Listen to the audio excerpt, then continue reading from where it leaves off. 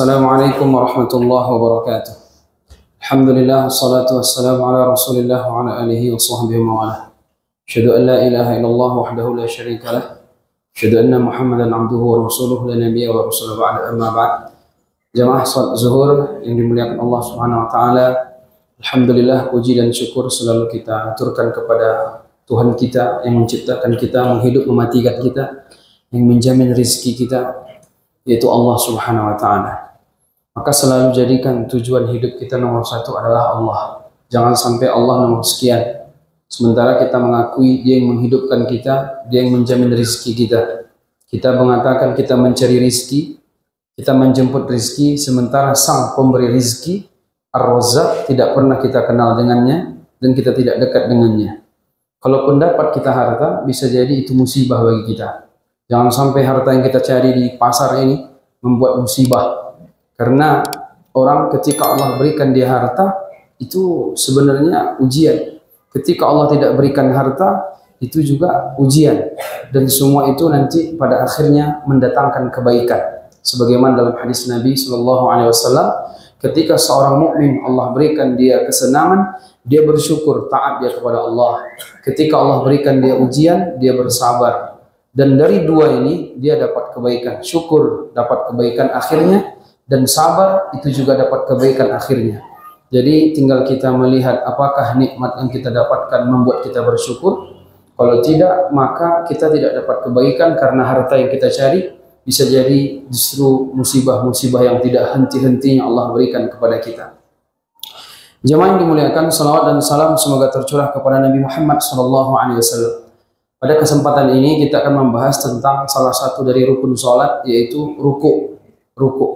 Ruku ini salah satu gerakan, yaitu dan diantara gerakan yaitu pertengahan antara berdiri dengan kita sujud. Dan ruku adalah standar di mana seseorang ketika mendapatkan ruku maka dia mendapatkan satu rakaat. Nabi SAW bersabda, "Man adraka raka'atan faqad adraka shalah." Siapa yang mendapatkan ruku maka dia sudah dihitung mendapatkan satu rakaat salat. Hitungan ruku yang diakui adalah ketika kita mendapatkan rukunya imam. Jadi kan imam ini kan ruku, makmum ruku. Ketika imam i'tidal, makmum masih ruku, lalu kita ikut ruku. Imam sudah i'tidal, sudah naik dia, maka kita sudah tidak dapat lagi berarti itu. Tapi hitungannya adalah ketika mendapatkan ruku berserta dengan imam. Jamaah yang dimuliakan Allah Subhanahu wa taala, maka ruku ini satu rukun. Kalau orang tidak ruku maka tidak sah salat dia, batal. Dan kalau dia dapat ruku dengan imam maka otomatis dia mendapatkan hitungan satu rakaat. Man adraka raka'atan faqad adraka shalah, tadi yang hadis kita bacakan. Maka bagaimana cara ruku yang tepat? Jamaah yang dimuliakan Allah Subhanahu wa taala, ada 5. Ruku kalau secara bahasa lughatan raka'a yarka'u ruku'an, yaitu maknanya adalah al-inhina kata ulama, yaitu menunduk dan membungkuk. Bagaimana cara ruku yang tepat? Sebagaimana Nabi SAW ajarkan kita dalam hadis, "Shallu kama ra'aitumuni usolli." Salatlah kalian sebagaimana kalian melihat aku salat. Tentu kita kan tidak nampak Nabi lagi. Nabi sudah meninggal dunia, sudah wafat. Lalu kita tentu akan melihat bagaimana hadis beliau, keterangan dari para sahabat, kan begitu. Jemaah, ada 5 yang perlu diperhatikan. Pertama, posisi anggota badan ketika ruku ada 5. Perhatikan Bapak Ibu. Pertama, membungkukkan badan. Dalam hadis dari Abu Humaid As-Sa'di, kata dia, "Wa idza raka'a amkana ilayhi min rukbatayhi thumma hasara zahrahu." Nabi kalau dia ketika dia ruku, maka ketika itu Nabi SAW membungkukkan badannya, bungkuk, jelas, ya kan? Yang kedua, posisi punggung. Posisi punggung tegak lurus sama seperti tegak kaki kita. Jadi punggung lurus, kaki kan kita lurus. Gak ada ruku orang begini kan, gak ada. Ruku kan gini lurus kakinya. Punggung juga lurus sebagaimana kaki. Dalam satu hadis dijelaskan, jamaah yang dimuliakan Allah, disebutkan dari Ali bin Abi Thalib, karena Rasulullah sallallahu alaihi wasallam idza raka'a law wudi'a qadhun min ma'in 'ala zahri lam yahraq. Kata Ali bin Abi Thalib, Nabi sallallahu alaihi wasallam jika ruku, andaikan di atas punggungnya diletakkan wadah berisi air, maka tidak akan tumpah air itu. Menandakan bahwa pinggang punggung Nabi itu lurus dia. Gitu. Bapak Ibu, kalau dites satu-satu ada yang begini-begini mesti. Ada yang gini, ada yang gini. Jadi nggak ke bawah kali, nggak ke atas kali. Nanti mudah-mudahan saya praktekkan, saya nggak salah. Jadi saya nyampaikan harus praktek Ustaz. Oke, kita praktekkan nanti. Lurus apa enggak? Saya pun enggak nampak juga. Mudah-mudahan lurus. Terakhir nanti. Jadi yang kedua, yang pertama adalah memungkukkan badan. Yang kedua, posisi punggung tegak lurus dengan kaki tidak miring dan tidak terlalu bungkuk, gitu kan? Yang kedua. Yang ketiga, kepala pun sejajar juga dengan punggung. Ini kan sendiri, ini sendiri. Ini pun harus lurus juga dengan punggung. Gitu ya, maka kita harus belajar Bapak Ibu, besar pahala kita kalau kita makin mendekati bagaimana caranya Nabi Shallallahu Alaihi Wasallam melaksanakan gerakan dalam sholat, yaitu ruku ini. Posisi punggung tegak lurus. Dan nomor 3, kepala sejajar dengan punggung, tidak terlalu ke atas sekali, tidak pula terlalu menunduk kali. Dalam hadis dijelaskan Abu Humaid As-Sa'di, ghairi muqni ra'sihi wa la safih bi khaddihi, tidak mendongak dan tidak mendekati paha. Jadi kalau kita ruku kepala kita isi kayak gini, ini nggak benar juga ini. Atau begini pun nggak benar juga. Kecuali umur udah 83 lewat 3 bulan, itu agak mending juga lah kan, udah tua. Ini baru umur 17 tahun 14 hari, udah kayak gini ruku. Apa ini, ya kan? Suruh rolling aja itu. Yang keempat, tangan diletakkan di lutut.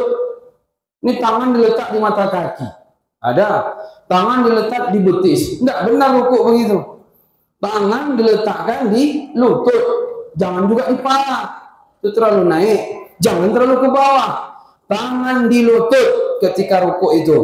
Makanya jemaah disebutkan Nabi Shallallahu Alaihi Wasallam ketika beliau ruku, idza raka'a amkana kaffaihi min rukbatih. Nabi Shallallahu Alaihi Wasallam jika ruku beliau meletakkan kedua telapak tangannya pada lututnya. Tangan di lutut. Nah, jangan di betis, jangan di tulang kering, jangan di mata kaki, jangan di paha, di lutut. Ini perlu Bapak Ibu perhatikan. Kadang ada jamaah kita nih, saya kan khotib tiap Jumat, tuh nampak ketika dia sholat sunnah, di situ kaki tangannya rubah. Nah, ini tidak benar ini.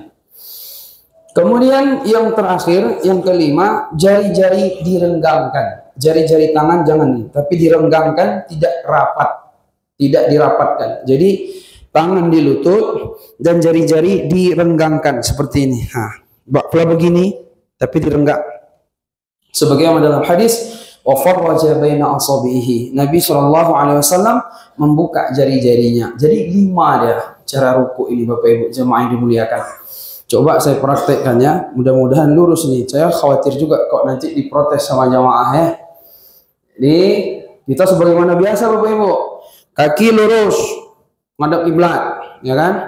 Tangan tuh di sini, kita lagi sholat nih, habis baca Al-Fatihah, habis itu kita baca ayat, tentu kita ruku, Allahu Akbar. Yang angkat tangan juga sunnah hukumnya nih kan? Allahu Akbar, langsung. Ini aja yang main, yang lain jangan ikut. Ini nggak usah ikut, ini aja, punggungnya aja. Allahu Akbar. Tangan di lutut, ini direnggangkan, punggung lurus sebagaimana kaki, kepala juga lurus sejajar dengan punggung. Lurus apa bengkok? Lurus. Itulah dia. Jangan lama-lama. Jadi begitu Bapak Ibu. Nanti kalau mau dilatih bisa juga. Dan ini nggak mudah ini. Dan saya ini meluruskan punggung itu ya butuh untuk dilurus-luruskan.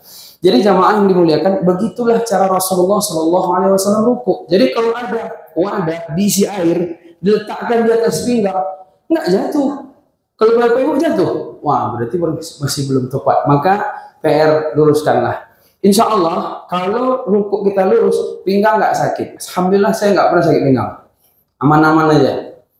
Karena apa? Karena setelah diteliti gerakan sholat itu kalau sempurna sebagaimana Nabi, itu orang susah, insya Allah nggak sakit. Makanya Nabi, sahabat mereka nggak sakit-sakit. Di samping memang sholat mereka banyak. Makanya nggak ada ketemu hadis Nabi itu olahraga, lapangan kantin, jogging hari Ahad apalagi. Nggak ada itu aja. Nggak ketemu. Dosen tafsir saya kalau ngajar pakai sarung, tafsir itu hafal ya semua. Coba kalian cari ada enggak hadis Nabi olahraga. Kami cari-cari nggak ketemu hadisnya. Kalaupun dipaksa-paksa ada lari sekali, naik kuda nanti. Habis itu sholat. Sholat bukan kalian niat Nabi untuk olahraga. Setelah diteliti apa fungsi ruku, apa fungsi sujud. Tapi ingat, jangan pula nanti pas sholat niatnya untuk kesehatan. Itu tidak boleh. Sengaja saya sholat banyak-banyak biar sehat. Tidak sah sholat kita kayak gitu. Memang dekat sama Allah. Makanya Imam Ahmad kalau dia sakit saja Bapak Ibu, Imam Ahmad ya kalau tidak salah sakit aja sehari dia sholat 100 rakaat.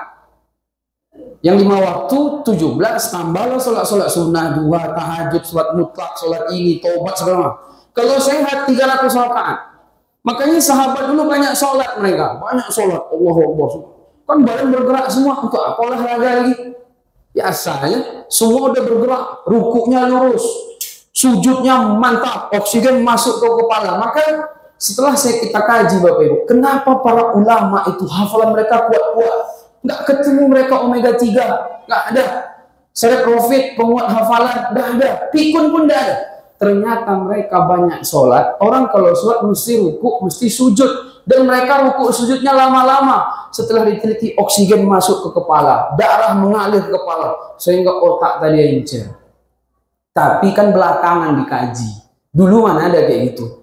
Jadi karena kita nih sukanya ngaji, harus diteliti dulu. Karena kita kan lebih main otak kita nih, logika daripada dalil. Logika yang kita kedepankan daripada dalil. Harusnya dalil dulu. Bukan berarti meninggalkan logika. Karena Barat masuk ke Indonesia, masuk ke umat Islam, semua harus pakai penelitian. Penelitian itu nomor sekian. Nomor 1 beriman aja dulu. Dan pahami dalil itu sehingga nanti mesti nyambung dia dengan logika. Cuman kan kita selalu begitu terus sehingga malas beramal. Barulah semangat puasa. Oh ternyata setelah diteliti 8 hari kata orang Barat kalau orang nggak makan maka semuanya racun-racun di tubuh keluar. Asal dia nggak makan selama 8 hari selama sebulan. Kanker semua hancur. Pas dites puasa Senin Kamis. Tapi kita jangan pula puasa Senin Kamis niatnya biar tidak kena kanker segala macam. Memang mendekatkan diri kepada Allah. Maka orang beriman itu sehat-sehat. Kalau tempat ada sakit-sakit kita Bapak Ibu kecuali insiden tabrakan segala macam itu perlu dievaluasi. Mungkin ada hal-hal yang memang tidak tepat dalam menjalankan sunnah Nabi Shallallahu Alaihi Wasallam. Cukup sekian. Assalamualaikum warahmatullahi wabarakatuh.